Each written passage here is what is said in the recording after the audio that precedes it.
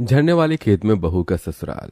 बाप रे, हमारा खेत इतनी ऊंचाई पर पहाड़ों पर होने के कारण कितनी परेशानी होती है।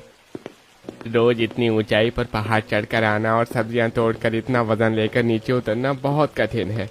ऐसा लगता है खेती छोड़कर कोई दुकान खोल लूं या फिर किसी के यहाँ नौकरी कर लूं।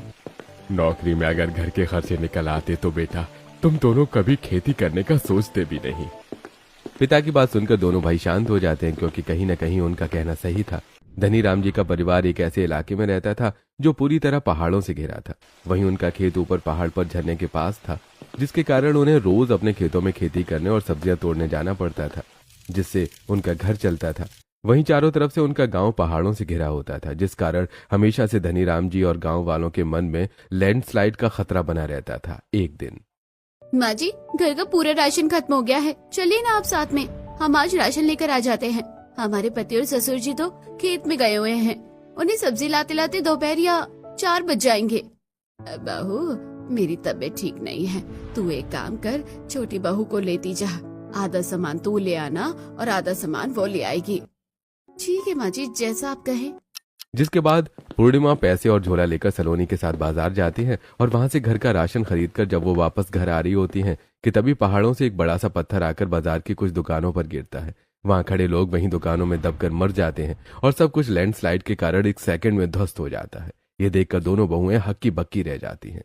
दीदी, ये 1 सेकंड में क्या हो गया, मेरे तो आंसू ही नहीं रुक रहे।